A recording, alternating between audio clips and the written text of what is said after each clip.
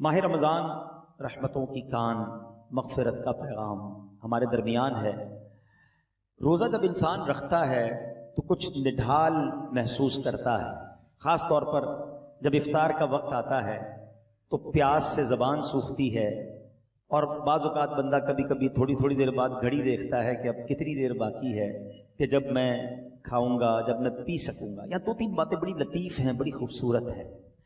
پہلی بات تو یہ کہ اس میں جو بندگی ہے نا، جو اللہ سے محبت نظر آتی ہے کہ سامنے پانی موجود ہے، کھانا بھی موجود ہے، مگر میرے رب کا حکم ابھی تک نہیں ہوا ہے، ابھی افطار کا وقت نہیں ہوا ہے۔ اس سے انسان کی اللہ سے محبت چھلکتی ہے کہ بندہ اللہ کو راضی کرنے کے لیے کھانے سے بھی رک گیا، پینے سے بھی رک گیا، اپنی خواہشات سے بھی رک گیا۔ اور روزے کے فضائل کتنے ہیں، یہ اتنا زبردست نیکی کا کام ہے۔ یہ پورا جسم سمجھ لیں عبادت کر رہا ہے، آپ کی پوری باڈی جو ہے نا وہ اس وقت عبادت میں مصروف ہے، کیونکہ باڈی کی جو نیڈ پوری ہوتی ہے وہ پانی سے ہوتی ہے، کھانے سے ہوتی ہے، اس سے آپ رکے ہوئے ہیں۔ تو گویا انسان کا پورا جسم اللہ کی عبادت میں مصروف ہے۔ بدقسمتی سے کئی لوگ ایسے اب سنتے ہیں کہ روزہ رکھنے میں سستی کرتے ہیں، تو وہ بھی سستی نہ کریں کہ روزے کے بارے میں سنیے کہ کیسے کیسے فضائل احادیث میں آئے۔ نبی پاک علیہ الصلوۃ والسلام فرماتے کہ بے شک جنت میں ایک دروازہ ہے جس کو ریان کہا جاتا ہے، اس سے قیامت کے دن صرف روزہ دار داخل ہوں گے اور کوئی داخل نہیں ہوگا۔ اسپیشل ڈور ہوگا جنت کا۔ آپ دیکھتے ہیں کبھی کبھی ایئرپورٹ پر جاتے ہیں یا کسی جگہ جاتے ہیں، ایک وی آئی پی گیٹ ہوتا ہے، اور اس وی آئی پی گیٹ سے لوگ داخل ہوتے ہیں جو وی آئی پیز ہوتے ہیں۔ تو اے روزہ داروں، تمہیں مبارک ہو کہ جنت میں وہ دروازہ ہوگا جس کو باب الریان کہا جاتا ہے، اور اس سے روزہ دار جنت میں داخل ہوں گے۔ اور قیامت کے دن ایک اناؤنسمنٹ ہوگا، کہا جائے گا روزے دار کہاں ہیں؟ وہ لوگ کھڑے ہوں گے، ان کے علاوہ کوئی اس دروازے سے داخل نہ ہوگا۔ جب یہ داخل ہو جائیں گے نا تو جنت کا وہ ڈور، وہ دروازہ بند کر دیا جائے گا۔ اس دن ان لوگوں کو کتنی افسوس ہوگا، کتنی حسرت ہوگی جو رمضان کے روزے نہیں رکھتے ہوں گے۔ بلکہ ہمیں تو یہ چاہیے کہ صرف رمضان کے روزے نہیں، ہم اس کے بعد بھی نفلی روزوں کی بھی کوشش کیا کریں۔ ہر پیر کو روزہ رکھنا سنت ہے۔ اچھا، ایک اور فائدہ دیکھیں، جو پورا سال کچھ نہ کچھ نفلی روزے رکھتا ہے نا، اس کو رمضان کے روزوں میں اتنی پرابلم نہیں ہوتی، کیونکہ وہ عادی ہوتا ہے۔ Suddenly all of the sudden پورا سال گزرنے کے بعد جو اچانک روزے رکھنا شروع کرتے ہیں، ان کو زیادہ بعض اوقات روزہ جو ہے وہ فیل ہوتا ہے۔ بہرحال نبی پاک علیہ الصلوۃ والسلام کا ایک اور فرمان سنیں، اے روزہ داروں تمہیں مبارک ہو۔ میرے آقا فرماتے جس نے رمضان کا روزہ رکھا اور اس کی حدود کو پہچانا اور جس چیز سے بچنا چاہیے اس سے بچا، تو جو کچھ گناہ پہلے کر چکا ہے اس کا کفارہ ہو گیا۔ یعنی روزہ پچھلے گناہوں کا کفارہ ہے۔ روزے کی ایک اور شاندار فضیلت، نبی پاک فرماتے جس نے ایک دن کا روزہ رکھا، اللہ عز و جل کی رضا حاصل کرنے کے لیے اللہ عز و جل اسے جہنم سے اتنا دور کر دے گا جتنا ایک کوا جو بچپن سے اڑنا شروع کرے یہاں تک کہ بوڑھا ہو کر مر جائے۔ اچھا، کوے کی عمر بتائی جاتی ہے کہ 500 سال ہوتی ہے۔ 500 سال تک پرندہ اڑے گا تو کتنا دور ہوگا؟ اللہ ایک روزہ رکھنے والے کو جہنم سے اتنا دور کر دے گا۔ مبارک ہو ان کو جو پورا مہینہ روزہ رکھتے ہیں اور ماشاءاللہ نفلی روزے بھی رکھتے ہیں۔ ایک اور خوبصورت بات، میرے آقا علیہ الصلوۃ والسلام فرماتے ہیں ہر شے کے لیے زکوٰۃ ہے، اور جسم کی زکوٰۃ روزہ ہے، اور روزہ آدھا صبر ہے۔ اللہ اکبر! یعنی آپ کی باڈی کی زکوٰۃ ادا ہو رہی ہے کہ جب آپ رمضان میں روزے رکھ رہے ہیں۔ ماشاءاللہ، تو ہمیں روزے کی پابندی کرنی چاہیے۔ ایک اور حدیث سن لے، پھر میں انشاءاللہ روزے کے کچھ احکام بیان کرتا ہوں، اور یہ بڑی کمال کی حدیث ہے۔ نبی پاک علیہ الصلوۃ والسلام نے فرمایا کہ قیامت والے دن روزہ داروں کے لیے ایک سونے کا دسترخوان رکھا جائے گا جس سے وہ کھائیں گے، حالانکہ لوگ حساب کتاب کے منتظر ہوں گے۔ اب ذرا سوچئے، آج بھوک لگ رہی ہے، پیاس لگ رہی ہے، کھانے سے رکے ہو نا، اس دن جب لوگوں کو حساب کتاب دینا ہوگا، قیامت کے دن لوگ حساب کتاب دے رہے ہوں گے، مگر جو روزہ دار ہوں گے ان کو قیامت کے دن جنتی دسترخوان لگا کر وہاں کھانا کھلایا جا رہا ہوگا۔ اس کا مطلب کیا ہوا؟ ادھر بھوکے رہ جاؤ، ادھر نعمتیں ملیں گی۔ اگر ادھر کھانا ہے، ادھر روزہ نہیں رکھنا ہے، تو ادھر کی محرومی ہے۔ اب آپ کی مرضی ہے، چوز کیا کرنا ہے، سلیکٹ کیا کرنا ہے۔ اچھا، روزے کی بہت ساری خوبصورتیوں میں ایک اور بڑی کمال کی خوبصورتی کیا ہے کہ بندے کا جو اللہ پر ایمان ہے نا، اس کا لیول بہت ہائی ہو جاتا ہے۔ آپ ذرا غور کریں، دنیا میں کروڑوں لوگ روزہ رکھ رہے ہیں، ٹھیک ہے؟ آپ کے ساتھ بھی ایسا ہوا ہوگا، آپ گھر میں اکیلے ہوں گے، پانی سامنے موجود ہے، فریج کے اندر فروٹ بھی کٹا ہوا ہے، کوئی ایک مسلمان ایسا ہے جو اکیلے میں چھپ کر پانی پی لیتا ہو؟ کوئی ایک فروٹ کھا لیتا ہو؟ کوئی نہیں دیکھ رہا نا، چلو کوئی بات نہیں. وجہ واٹ از دا ریزن؟ یہاں تک کہ ہم جب وضو کر رہے ہوتے ہیں ہم اس وقت بھی احتیاط کر رہے ہوتے ہیں کہ کلی زور سے نہ ہو جائے، کہیں حلق کے نیچے پانی نہ چلا جائے. ناک میں پانی چڑھاتے وقت بھی احتیاط کرتے ہیں کہ ناک کی ہڈی سے اوپر چلا گیا تو روزہ ٹوٹ جائے گا. یہ کیوں؟ حالانکہ وضو خانے پہ کسی کو بھی نہیں پتا چلے گا میں 1-2 چلو پانی پی لوں، لیکن ہم سب کا خیال کیا ہے؟ اللہ دیکھ رہا ہے. یہی ہے نا دل میں کہ کوئی نہیں دیکھ رہا مگر رب دیکھ رہا ہے. اب ذرا غور کرو میرے پیارے اسلامی بھائیوں، رمضان ساری دنیا کے مسلمانوں کا لیول آف ایمان ادھر لے جاتا ہے کہ تم اکیلے میں کھانا نہیں کھا رہے کیونکہ اللہ دیکھ رہا ہے. تو اب سوال یہ ہے کہ جب اللہ رمضان میں دیکھ رہا ہے تو کیا رمضان کے بعد نہیں دیکھ رہا؟ حلال کھانے سے رک گئے کیونکہ افطار کا وقت نہیں ہوا، مگر بندہ پھر حرام دیکھنے سے کیوں نہیں رکتا کہ اللہ دیکھ رہا ہے؟ اکیلے میں گناہ کرتے وقت یہ خیال کیوں نہیں آتا کہ رب دیکھ رہا ہے؟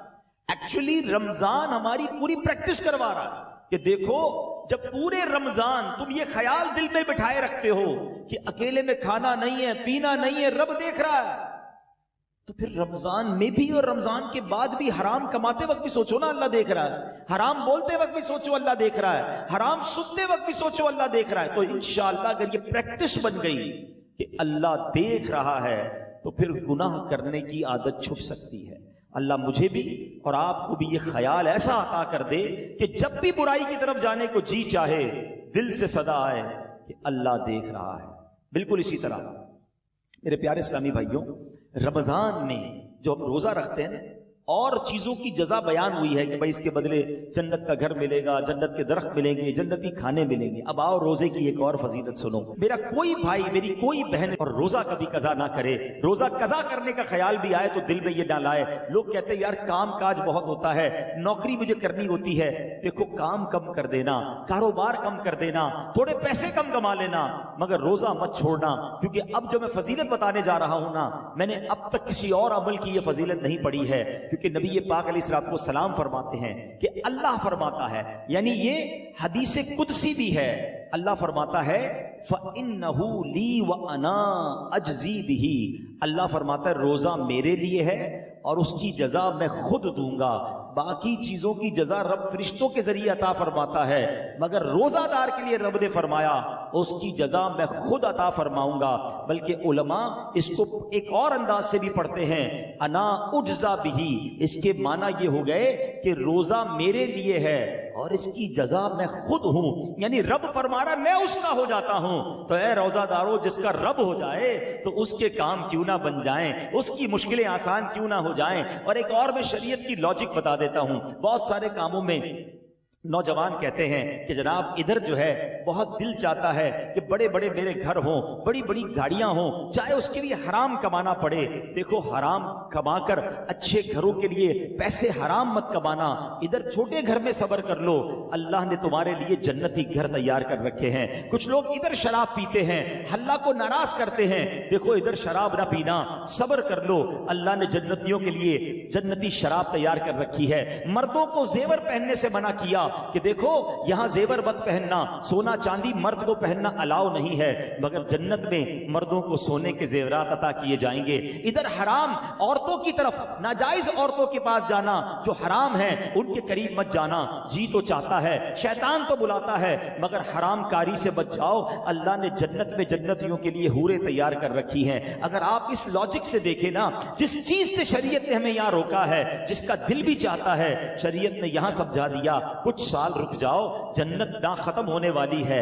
اللہ نے آلٹرنیٹ شاندار وہاں تیار کر رکھا ہے. یہاں بڑے گھر دیکھ کر اپنے گھر پہ مایوس نہ ہو جاؤ، صبر کی زندگی گزارو.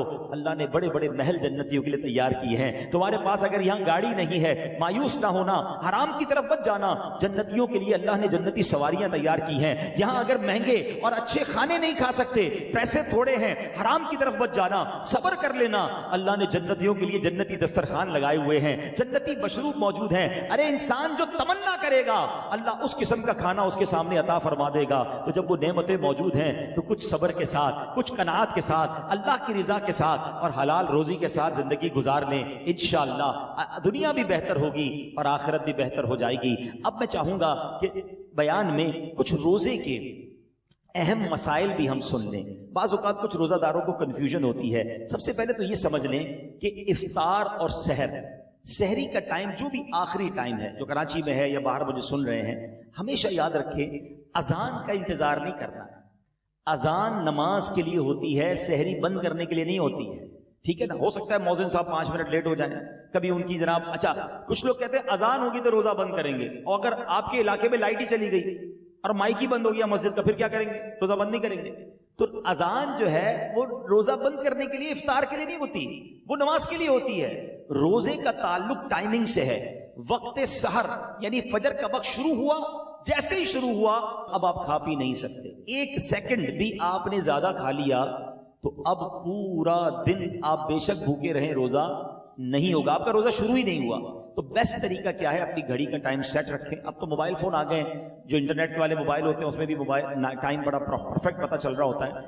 5 منٹ پہلے، کوئی لازم تھوڑی ہے کہ آخری منٹ تک کھانا پینا ہے. 5 منٹ پہلے آپ کھانا پینا بند کر دیں. ٹوتھ پیسٹ وغیرہ کرنا ہے تو بھی کر لیں، اور اپنے تمام معاملات سے فارغ ہو جائیں. درود پاک پڑھیں تاکہ آپ فرض روزہ ہے نا، اگلے 15 گھنٹے بھوکا رہنے کے لیے تیار ہیں، تو 5 منٹ زیادہ بھوکا رہ جائے نا بھائی. 5 منٹ 10 منٹ پہلے فارغ ہو جائیں سحری سے.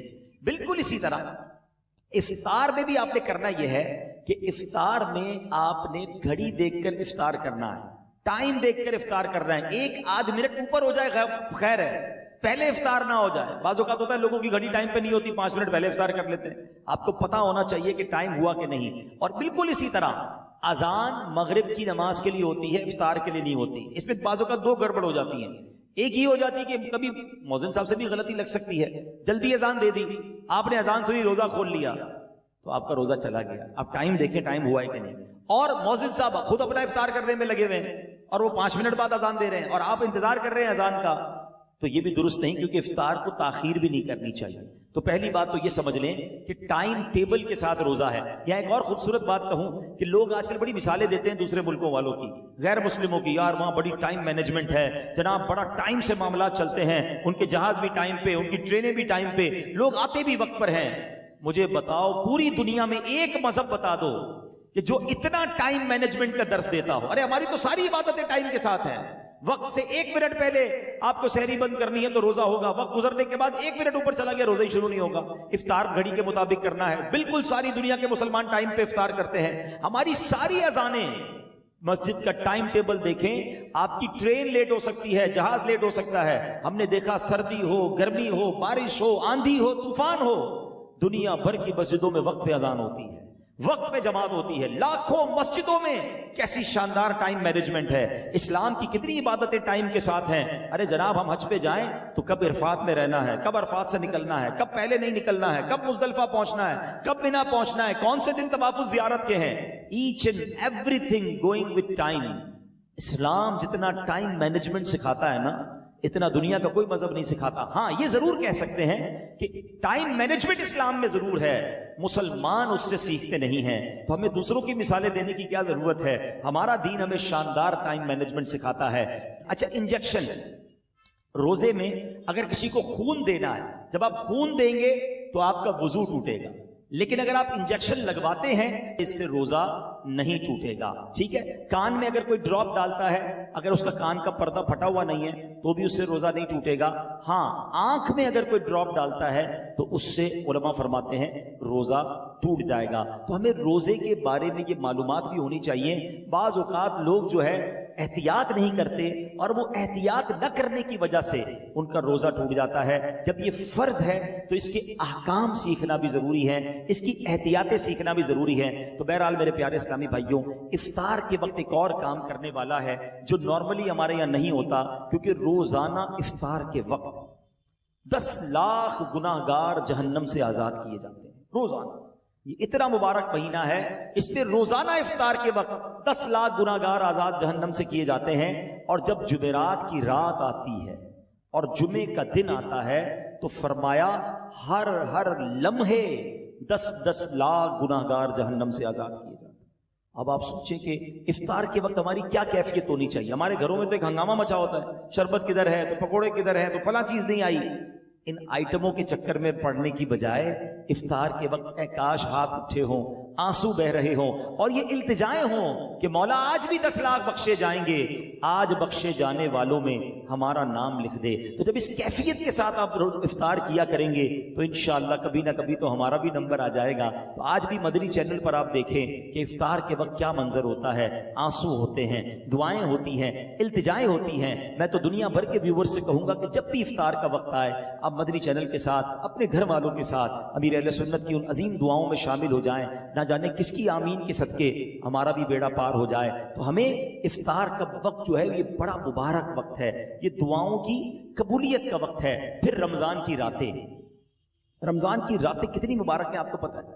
سارا سال میں اور آپ اللہ سے دعا کرتے ہیں نا، یا اللہ میری پکار سن لے، میری توبہ قبول کر لے، میری مغفرت فرما دے، میرا فلاں کام فرما دے، ہم اللہ سے دعا کر رہے ہیں۔ آپ کو پتہ ہے رمضان کی راتوں میں کیا ہوتا ہے؟ رحمت کے فرشتے یہ آواز لگاتے ہیں، ہے کوئی مانگنے والا کہ اس کی توبہ قبول کی جائے، ہے کوئی توبہ کرنے والا کہ اس کی توبہ قبول کی جائے، ہے کوئی سوالی کہ اس کا سوال پورا کیا جائے۔ یعنی رمضان میں ادھر سے آفر ہے کہ مانگ لو میں دے رہا ہوں، مغفرت چاہیے تو میں مغفرت دے رہا ہوں، توبہ کرنی تو میں توبہ قبول کر رہا ہوں۔ مگر آپ دیکھیں کہ آج ہماری راتیں کہاں خرچ ہو رہی ہیں۔ بہت بڑی تعداد میں لوگ کھانے پینے، گھومنے پھرنے، کرکٹ میچز، پتہ نہیں کیا کیا کر رہے ہیں رمضان میں۔ ارے اللہ کے بندو، یہ راتیں عبادت کی ہیں، یہ راتیں دعائیں کی ہیں، یہ مانگنے کی ساری زندگی پڑی ہے کھانے پینے کی۔ تو خدا را رمضان کی راتوں کو ضائع نہ کریں۔ اور اب میں آخری بات اپنے بیان کی کر لوں، جو میں سمجھتا ہوں میرے بیان کی سب سے اہم بات ہے۔ وہ کیا ہے؟ یہ اب تک تو میں نے رمضان میں عبادت نیکیاں کرنے کے بارے میں بات کی نا، یہ تو چلے تھوڑی بہت لوگ کر ہی رہے ہیں یا کرتے ہیں، مگر رمضان میں گناہ نہیں کرنا ہے، اس کی طرف توجہ کم لوگوں کی ہے۔ کیوں؟ دیکھیں رمضان میں گناہ کی پکڑ بھی زیادہ ہے، رمضان میں گناہ کا عذاب بھی زیادہ ہے، مار بھی زیادہ پڑے گی۔ کیوں؟ بھائی مسجد کے باہر کوئی گناہ کرے گناہ ہے، لیکن کوئی مسجد کے اندر آ کر گناہ کرے تو بڑا شدید گناہ ہے۔ کوئی اللہ کا گھر میں جا کر گناہ کرے گا تو اللہ کی غضب کو دعوت دے گا نا۔ مکہ شریف میں جا کر کوئی ایک نیکی کرے، حدود حرم میں تو ایک نیکی 1,00,000 نیکی کے برابر، مگر وہاں کوئی گناہ کرے تو 1,00,000 گناہ کے برابر۔ اس کی وجہ کیا ہے؟ اتنے مقدس جگہ پر آئے ہو جہاں ساری دنیا عبادت کر رہے، تم ادھر بھی گناہ کر رہے ہو۔ بالکل اسی طرح رمضان بڑا مقدس مہینہ ہے، جو رمضان میں گناہ کرے گا، احادیث میں یہ مضمون ملتا ہے کہ جو ایک گناہ رمضان میں کرے اس کے 1 سال کے اعمال برباد کر دیے جائیں گے۔ ہمارے ہاتھ میں موبائل ہوتا ہے، موبائل کھولا پتہ نہیں کیا دیکھ رہے ہیں، کیا سن رہے ہیں۔ خدا را اپنی زبان پر، اپنی آنکھوں پر، اپنے کانوں پر ہمیں قابو رکھنا ہے۔ یہ صرف کھانے پینے سے رکنے کا نام روزہ نہیں ہے۔ آنکھوں کا روزہ یہ بندہ حرام نہ دیکھے، زبان کا روزہ یہ بندہ حرام نہ بولے، پیٹ کا روزہ یہ بندہ حرام نہ کھائے۔ ادھر جناب بھوکے پیاسے تو ہیں، باقی سارے گناہ ہو رہے ہیں۔ احادیث میں یہ مضمون بھی ملتا ہے کہ وہ شخص جو بھوکا پیاسا رہے مگر گناہوں سے نہ بچے، ایسے بندے کے بھوکا پیاسا رہنے کی اللہ کو کوئی ضرورت نہیں ہے۔ تو کچھ لوگ رمضان میں فلمیں دیکھتے ہیں، ڈرامے دیکھتے ہیں، ٹائم پاس کر رہا ہوں یار، موبائل پہ گیمیں کھیل رہے ہیں۔ فضول کام نہ کریں نا، یہ پتہ نہیں اگلا رمضان ہمیں ملے نہ ملے۔ تلاوت کریں، ذکر و اذکار کریں، عبادت کریں، اور اس رمضان میں میں نے اور آپ نے مغفرت حاصل کرنی ہے، یہ بات یاد رکھیے گا۔ میرے آقا علیہ الصلوۃ والسلام نے جبریل امین کی ایک دعا پر آمین ارشاد فرمائی۔ صحابہ نے پوچھا حضور آپ نے کون سی دعا پر آمین فرمائی؟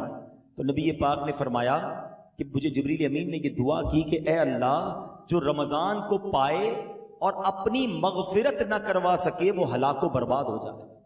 اب ذرا سوچے میرے پیارے اسلام بھائی، دعا کون کر رہا ہے؟ فرشتوں کا سردار، اور آمین کون کہہ رہے ہیں؟ نبیوں کے سردار۔ تو دعا تو قبول ہی قبول ہے نا۔ اب رمضان میں جس کی مغفرت نہ ہوئی نا وہ برباد ہو جائے گا۔